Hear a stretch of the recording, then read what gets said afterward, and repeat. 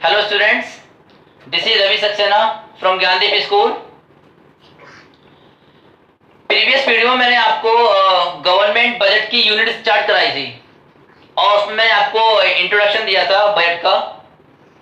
कुछ कॉन्स्टिट्यूशन के आर्टिकल्स थे जो सेंट्रल गवर्नमेंट और स्टेट गवर्नमेंट के लिए बनाए गए हैं। आज के अपने इस वीडियो में हम गवर्नमेंट बजट के ऑब्जेक्टिव्स पढ़ेंगे कि गवर्नमेंट बजट क्यों बनाती है, ऐसा क्या उद्देश्य है गवर्नमेंट का जो वो अपने लिए एक साल का कार्यक्रम पहले से डिसाइड करती है। तो आज का टॉपिक हमारा रहेगा ऑब्जेक्टिव्स ऑफ गवर्नमेंट बजट। ये बहुत ही इंपॉर्टेंट टॉपिक है आपका, वही बोर्ड के पैटर्न से, तो बहुत केयरफुली आप देखना वीडियो को। स्टार्ट करते हैं अपना बिना टाइम वेस्ट किए हुए गवर्नमेंट बजट के objectives.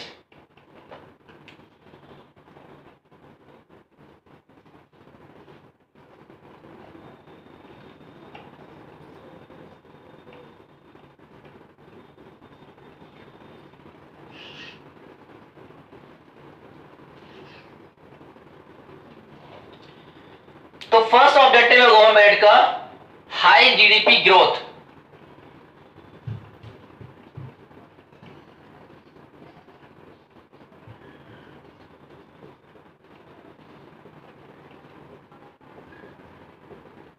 High GDP growth. GDP आप ऑलरेडी पढ़ चुके हैं, नेशनल इनकम में जीडीपी क्या होती है, प्रीवियस क्लासेस में भी पढ़ी है आपने। जीडीपी क्या होती है? Gross domestic product which is directly linked with the output, level of output। तो गवर्नमेंट अपनी बजट की पॉलिसीज के द्वारा जीडीपी ग्रोथ को इंक्रीज करने का प्रयास करती है। गवर्नमेंट अपने बजट में ऐसी पॉलिसीज बनाती है ताकि जीडीपी ग्रोथ ज्यादा से ज्यादा हो जाए। एक देश की इकोनॉमी डिपेंड होती है उस देश के आउटपुट लेवल पर, क्योंकि आउटपुट लेवल बहुत हद तक एक ऐसा पिलर है, आउटपुट जीडीपी एक ऐसा पिलर है इकोनॉमी का जिसमें बहुत सारी चीजें डिपेंड होती हैं। Production, level of output, level of employment, level of income, per capita income and these all things, और बहुत सारी चीजें होती हैं। तो गवर्नमेंट अपने बजट में एक मुख्य उद्देश्य बनाकर चलती है कि हमें जीडीपी ग्रोथ को, हमारी कंट्री की जीडीपी ग्रोथ को आगे लेकर जाना है, बढ़ाना है कैसे भी कैसे करके। तो गवर्नमेंट ऐसा क्या करती है? केवल उद्देश्य बनाने से काम नहीं चलता ना, तो गवर्नमेंट इस ऑब्जेक्टिव को अचीव करने के लिए बहुत सारी पॉलिसीज भी बनाती है। तो हाई जीडीपी ग्रोथ का मतलब है ग्रोथ करना प्रोडक्शन में, जीडीपी में। दो सेक्टर होते हैं, पब्लिक सेक्टर और प्राइवेट सेक्टर। गवर्नमेंट जो भी प्रोडक्शन में रोल प्ले करती है वो एक्सपेंडिचर से करती है, पब्लिक एक्सपेंडिचर इंक्रीज करके। गवर्नमेंट बहुत सारे प्रोजेक्ट स्टार्ट करती है। रेलवे पर डैम बनवाना है, रेलवे बनवाना है, रोड बनवाने हैं, रिवर पर डैम बनवाना है या ब्रिज बनवाना है, स्कूल, हॉस्पिटल्स, बहुत सारे प्रोजेक्ट स्टार्ट करती है। इन सबका अपना अपना रोल होता है जीडीपी को इंक्रीज करने में। तो यहां पर देखिए government the budgetary policy of the government focus on the primarily focus on the high GDP growth. अब high GDP growth government achieve कैसे कर सकती है? गवर्नमेंट इसको अचीव करती है दो तरीके से।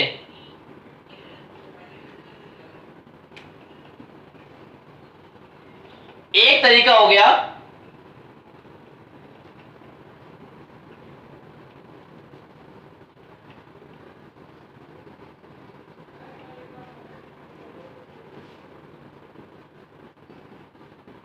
by increasing public expenditure। expenditure on what? expenditure on infrastructure। expenditure on infrastructure।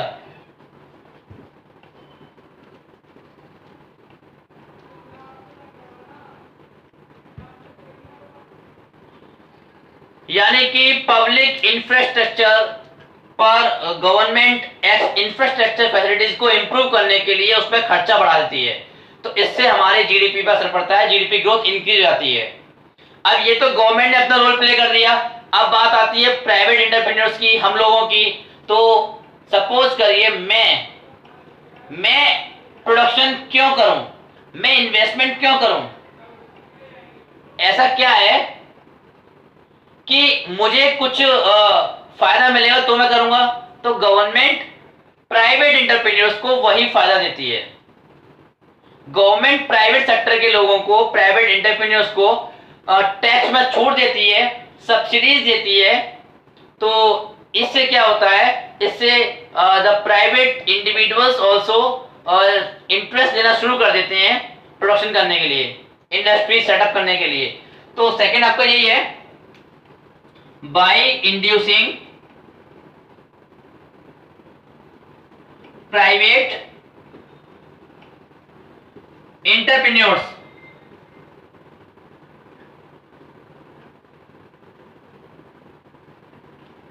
by inducing private entrepreneurs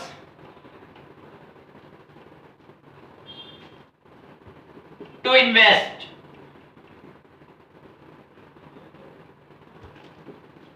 private entrepreneurs को इन्वेस्टमेंट करने के लिए इंड्यूस करना। इंड्यूस का मतलब होता है प्रेरित करना, प्रेरणा देना, प्रेरित करना।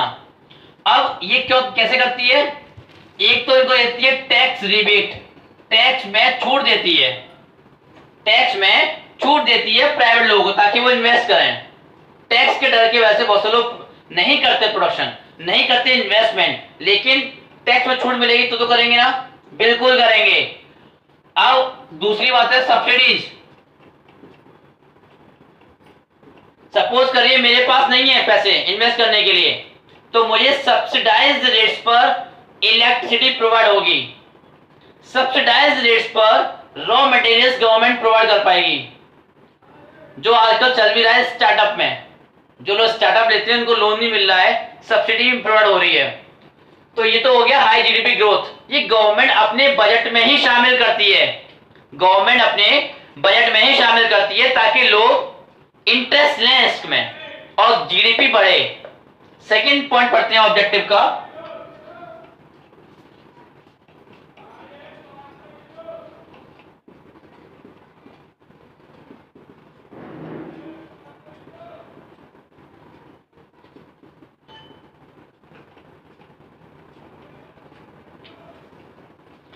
Balanced regional growth, balanced regional growth, संतुलित क्षेत्रीय विकास।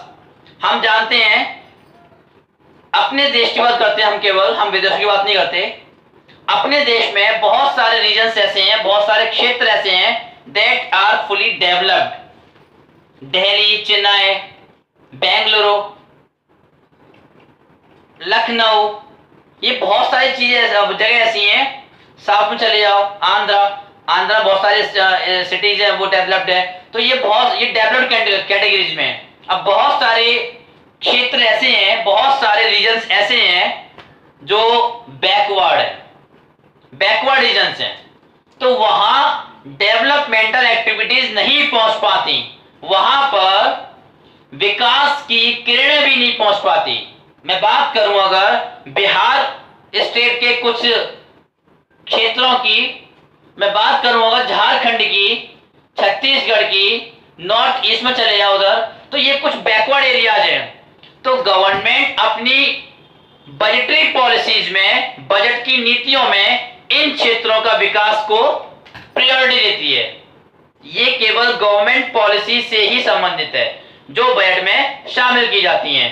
तो इसलिए गवर्नमेंट बजट का एक उद्देश्य ये भी होता है कि क्षेत्रों का विकास संतुलित हो। कुछ रीजन्स ऐसे हैं that are getting more and more developmental activities day by day, but there are lots of regions, बहुत सारे रीजन्स ऐसे हैं जहां पर विकास तो बहुत दूर की बात है, मिनिमम फैसिलिटीज होती हैं, में बहुत मीन फैसिलिटीज भी अवेलेबल नहीं है वहां पर।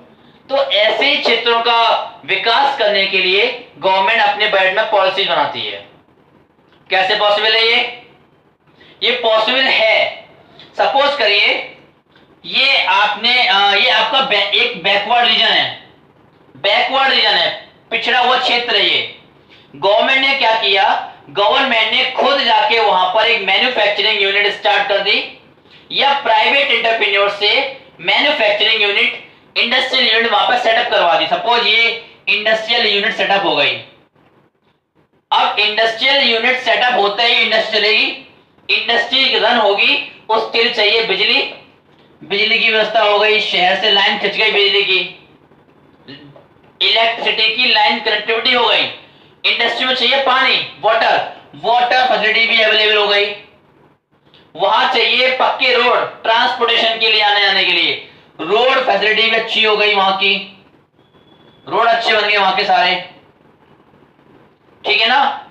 और भी बहुत सारी फैसिलिटी, बैंकिंग फैसिलिटी हो गई वहां पर, एक स्वास्थ्य केंद्र बन गया वहां पर। तो ये क्या हुआ, केवल एक इंडस्ट्री के सेटअप होने से उस बैकवर्ड एरिया का जीर्णोद्धार हो गया, यानी डेवलपमेंट हो गया, विकास हो गया उसका। ये क्या है, ये है गवर्नमेंट ने अपनी बजट में शामिल किया उस क्षेत्र को, और वहां पर एक मैन्युफैक्चरिंग यूनिट स्टार्ट कर दी। इससे क्या हुआ, बैकवर्ड रीजन्स का भी डेवलपमेंट होने लग गया। ये तो एक छोटा सा एग्जांपल दिया मैंने आपको। ऐसे बहुत सारे प्रोजेक्ट हैं, बहुत सारी पॉलिसीज हैं जो गवर्नमेंट अपने बजट में स्टार्ट करती है, इंट्रोड्यूस करती है। तो बैलेंस रीजनल ग्रोथ में यही आएगा, the budgetary policy of the government put the focus on the equal equitable development in the backward regions also. Backward regions के लिए, रिमोट एरियाज के लिए बहुत सारी पॉलिसीज प्लान बनाती है, वो अपने बजट में शामिल करती है गवर्नमेंट, वो अपने बजट की नीतियों में शामिल करती है गवर्नमेंट, और उससे उन पिछड़े क्षेत्रों का विकास हो जाता है। एक एग्जांपल दिया हुआ है आपकी बुक में, सेज, एस्टेब्लिशमेंट ऑफ सेज। ये आपने प्रीवियस क्लास में पढ़ा है, आई थिंक 10th में पढ़ा हुआ आप लोगों ने। Says, special economic zone, Hindi में बोलते हैं इसको विशेष आर्थिक जोन, यानी कि ये ऐसे बैकवर्ड एरियाज में इस सेज का निर्माण करवाना, एस्टेब्लिशमेंट ऑफ सेज, SEZ। ये सेज का मतलब होता है कुछ ऐसे इंस्टीट्यूट, ऐसी फैसिलिटीज प्रोवाइड करना बैकवर्ड एरियाज में, जहां से बहुत ज्यादा इकोनॉमिक एक्टिविटी ड्राइव हो सके, बहुत सारी आर्थिक क्रियाएं की जा सकें, नंबर 1 लेवल की, वर्ल्ड क्लास लेवल की फैसिलिटीज प्रोवाइड करवाना, वो है सेज। अब बैकवर्ड एरियाज में इसको एस्टैब्लिशमेंट करवाओ, विकास हो जाएगा ऑलरेडी ऑटोमेटिकली।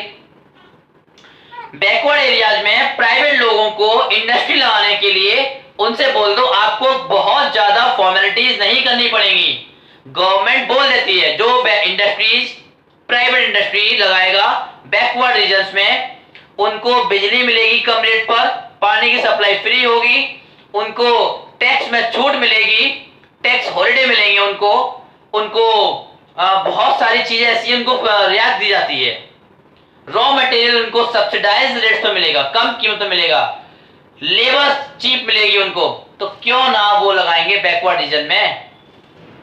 तो ये भी बजट का ऑब्जेक्टिव होता है, बैकवर्ड रीजन्स का विकास करना, इससे संतुलित क्षेत्रीय विकास हो जाता है। थर्ड ऑब्जेक्टिव पढ़ेंगे हम इसका,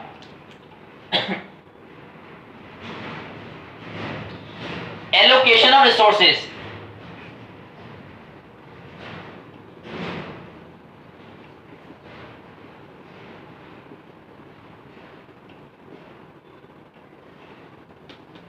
allocation of resources, allocation of resources का मतलब होता है संसाधनों का आवंटन, means whatever resources are available with us in our economy, actually वो तो ऑलरेडी लिमिटेड है रिसोर्सेज, लेकिन कम से कम इक्वल डिस्ट्रीब्यूशन तो हो उसका, रिसोर्सेज का जो वितरण हो रहा है कम से कम वो तो समान रूप से हो। कुछ लोगों के हाथ में ज्यादा रिसोर्सेज पहुंच जाते हैं तो ये सही नहीं है, वो उसका मिसयूज करते हैं। तो गवर्नमेंट अपने बजट में ऐसे रिसोर्सेज को एलोकेट करती है, एलोकेट करने का ऑब्जेक्टिव सेट करती है। अब ये होता क्या है, सिंपल सी बात है, अगर more and more resources are moving towards the private sector, private लोगों के हाथ में पहुंच जाएंगे रिसोर्सेज ज्यादा से ज्यादा, तो वो प्राइवेट सेक्टर के लोग कौन सी वस्तु बनाएंगे? वो वस्तुएं बनाएंगे जिससे उनको ज्यादा प्रॉफिट हो, जिनसे उनको ज्यादा ग्रोथ मिले। वो ऐसी वस्तुएं नहीं बनाएंगे जिससे सोसाइटी की कलेक्टिव नीड्स पूरी हो, क्योंकि private sector always works more on the profit maximisation and then they think about the social welfare. तो वो रिसोर्सेज का इस्तेमाल उस कैटेगरी में करेंगे जिससे प्रॉफिट मैक्सिमाइजेशन हो। लेकिन गवर्नमेंट अपने बजटरी पॉलिसी में, बजट की नीतियों में वो पॉलिसी सेटअप करती है, शामिल करती है, जिनसे रिसोर्सेज ज्यादा से ज्यादा गवर्नमेंट की अंडरटेकिंग में आ जाता है। सरकार अपनी अंडरटेकिंग में ले लेती है और उन रिसोर्सेज का इस्तेमाल करके पब्लिक गुड्स बनाएगी।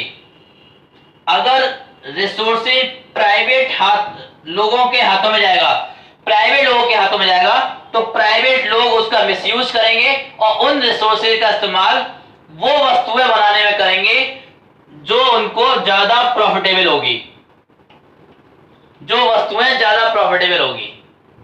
लेकिन अगर पब्लिक गवर्नमेंट के पास रिसोर्सेज पहुंचते हैं तो उनसे वो वस्तुएं बनाएगी गवर्नमेंट, वो गुड्स का प्रोडक्शन करेगी which fulfil collective needs of society. समाज की कलेक्टिव नीड, समाज की सामूहिक जरूरतों को पूरा करेगी। ये हो गया आपका एलोकेशन रिसोर्सेज। इसलिए गवर्नमेंट सबसे पहले किसानों से फसलें खुद खरीद लेती है ताकि प्राइवेट लोगों के हाथ में ना पहुंच पाए। प्राइवेट लोगों के हाथ में पहुंचते ही आपको जानते हैं क्या होता है, 10 किलो आटा बाजार में 28 रुपया 30 रुपए, आई मीन ये बहुत बहुत बहुत एक्सपेंसिव रेट्स पर सेल होते हैं। लेकिन गवर्नमेंट किसानों से वही गेहूं खरीद के राशन में आपको पता ही है क्या रेट पे देती है, बहुत कम पैसों में देती है ताकि गरीब लोगों तक पहुंच जाए। जो लोग अफोर्ड नहीं कर पा रहे हैं उन लोगों तक भी पहुंच पाए। ये हो गया एलोकेशन रिसोर्सेज। अब हम बात करेंगे नेक्स्ट ऑब्जेक्टिव की, point number 4, that is redistribution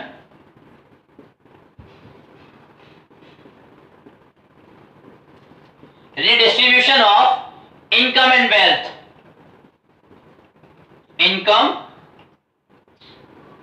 and wealth।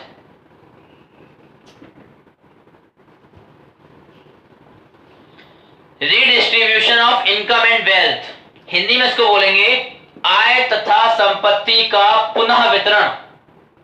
इसका मतलब ये नहीं है कि सरकार पैसे बांट रही है सब लोगों को, डिब्बा खोल के और पैसे बांट रही है, ये लो, ऐसा नहीं है।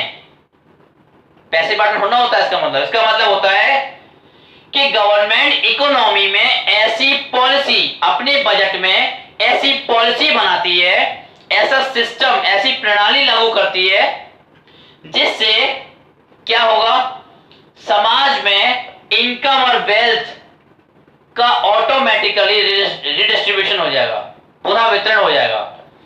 इसके लिए क्या करती है गवर्नमेंट, रिचर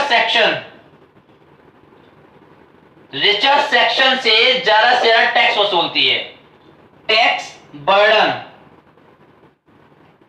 रिचर सेक्शन से टैक्स वसूलती है, रिचर सेक्शन को टैक्स का बर्डन देती है और जो भी टैक्सेस उनसे आते हैं उसको पुअर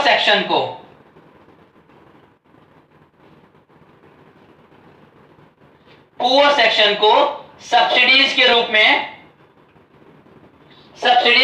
देती है। गवर्नमेंट पुअर सेक्शन को सब्सिडीज के रूप में देती है। ये इससे क्या होता है, जो रिचर सेक्शन और पुअर सेक्शन के बीच में ये जो बहुत बड़ा गैप है, रिचर सेक्शन और पुअर सेक्शन के बीच में जो बहुत ज्यादा गैप है, ये गैप खत्म तो नहीं होगा, खत्म होना भी नहीं चाहिए, लेकिन कम हो जाएगा,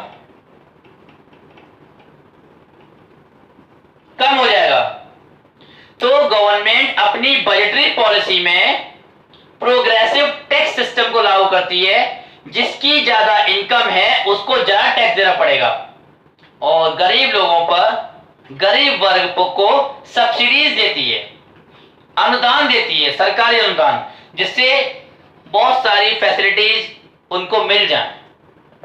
ये हो गया आपका। इससे क्या होता है, इनकम और वेल्थ का डिस्ट्रीब्यूशन ऑटोमेटिकली हो जाता है।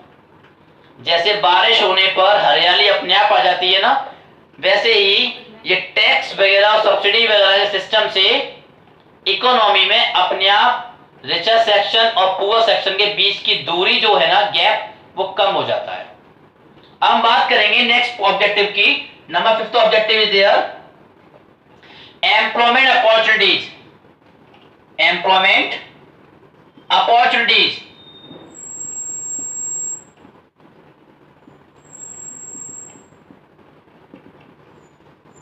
रोजगार के अवसर। गवर्नमेंट अपनी बजटरी पॉलिसी में ये उद्देश्य लेके चलती है हमेशा कि कैसे भी करके रोजगार के अवसर लोगों को प्रोवाइड कराने ही कराने हैं। लोगों को एम्प्लॉयमेंट अपॉर्चुनिटी प्रोवाइड करनी है, ताकि लोग एक मीन स्टैंडर्ड से निकलकर एक नॉर्मल स्टैंडर्ड ऑफ लिविंग तो जी पाए, मेंटेन कर पाए उसको।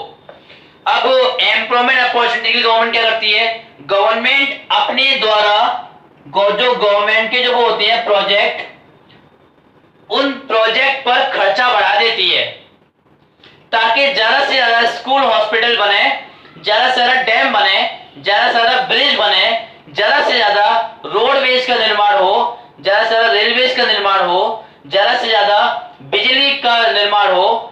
अब ये सारे काम गवर्नमेंट करेगी तो खुद तो न पहुंच जाएगी करने के लिए। गवर्नमेंट लोगों से करवाएगी ना, लोगों को नौकरी मिलेगी, एम्प्लॉयमेंट मिलेगा। ये जितने भी डेवलपमेंटल प्रोजेक्ट गवर्नमेंट चलाती है, विकास के परियोजनाएं गवर्नमेंट चलाती है, एम्प्लॉयमेंट तो हम ही लोगों को मिलता है। उसमें कौन सा गवर्नमेंट लेके जाती है फार्मूला लेके, जल्दी उठाया गवर्नमेंट ने औजार चल दी, ऐसा होता है क्या? ऐसा नहीं होता, गवर्नमेंट करवाती है लोगों से। तो ये प्रोजेक्ट में गवर्नमेंट ज्यादा से ज्यादा खर्चा करती है और इससे एम्प्लॉयमेंट अपॉर्चुनिटी जनरेट होते हैं, रोजगार के अवसर क्रिएट होते हैं इससे। बहुत सारे इसके अलावा गवर्नमेंट बहुत सारी एम्प्लॉयमेंट स्कीम चलाती है। आपने सुना होगा स्कीम्स के बारे में, प्रधानमंत्री ग्राम रोजगार योजना, प्रधानमंत्री स्वरोजगार योजना। एक स्कीम के बारे में बताता हूं मैं आपको, मनरेगा, सुना होगा आपने? MNREGA, Mahatma Gandhi National Rural Employment Guarantee Act. ये मनरेगा स्कीम है। इसके तहत जो जॉबलेस वर्कर है, जिनके पास काम नहीं है, जो अनएम्प्लॉयड पर्सन है, बेरोजगार है, उन लोगों को कम से कम एक साल में 100 से 120 दिनों का काम देती है सरकार अपने ही प्रोजेक्ट्स में, और अच्छी वेजेस भी देती है। अब मुझे आइडिया नहीं, I think near about 180 rupees per day के हिसाब से पे करती है गवर्नमेंट। तो कम से कम इंसान खाना तो खा लेगा, पहनने के लिए कपड़े तो होंगे उसके पास, गरीब तो नहीं रहेगा, गरीब की कैटेगरी में तो नहीं रहेगा। अब उसको नौकरी मिल जाएगी, इसमें रोजगार मिल जाएगा। तो गवर्नमेंट ऐसे बहुत सारे स्कीम चलाती है। ये गवर्नमेंट स्कीम बाद में लागू करती है बजट में। गवर्नमेंट अपने सरकारी बजट में पहले से इसको शामिल कर देती है। जब गवर्नमेंट पार्लियामेंट में बजट डिक्लेयर करती है, अनाउंस करती है बजट, उसमें इन स्कीमों की घोषणा उसको डिक्लेरेशन करनी होती है। तो ये भी गवर्नमेंट बजट का एक बहुत महत्वपूर्ण उद्देश्य है, रोजगार की अवसर प्रदान करना लोगों को। नेक्स्ट ऑब्जेक्टिव पढ़ेंगे हम इसका, लास्ट, ये 1 2 3 4 5 6, this is the last point of objective, economic stability.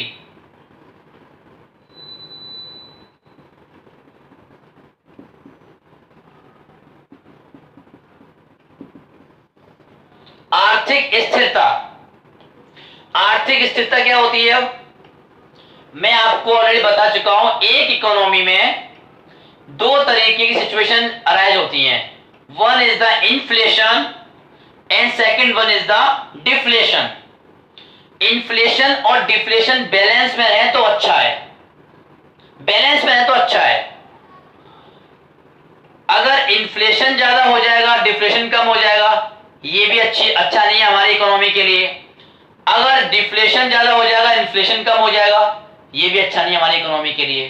तो गवर्नमेंट अपने बजट के द्वारा इन दोनों को बैलेंस करने का प्रयास करती है। बैलेंस तो ये होना बहुत ही डिफिकल्ट है, बहुत मुश्किल काम है। बैलेंस मैं ये कहूंगा बैलेंस तो हो ही नहीं सकता, इन्फ्लेशन डिफरेंस तो ये कंडीशन तो इक्वल तो हो ही नहीं सकती है। हाँ, गवर्नमेंट कोशिश करती है ये जो गैप है बहुत ज्यादा, ये गैप कम रहे, थोड़ा गैप रहे। इससे क्या होगा, हमारी इकोनॉमी में बहुत हद तक स्टेबिलिटी मेंटेन रहेगी। अब ये करती कैसे है, कैसे कंट्रोल करती है इन्फ्लेशन डिफ्लेशन को? तो गवर्नमेंट क्या करती है,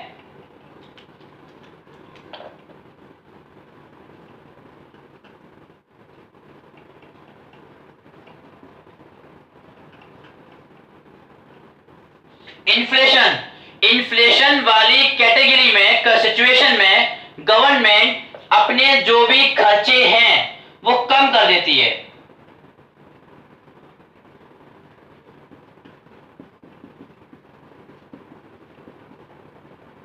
पब्लिक एक्सपेंडिचर कम कर देती है ताकि जो भी अननेसेसरी इनकम हो रही है लोगों की, वो इनकम थोड़ी सी थम जाए कुछ समय के लिए, जब तक इन्फ्लेशन वाली स्थिति सही नहीं हो जाए।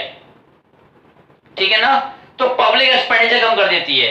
जो पब्लिक एक्सपेंडिचर की मैंने बात की थी, इंफ्रास्ट्रक्चर पे जो इंक्रीमेंट कर रही है गवर्नमेंट एक्सपेंडिचर में, वो कम कर देती है ताकि इन्फ्लेशन वाली कैटेगरी कम हो जाए, थम जाए।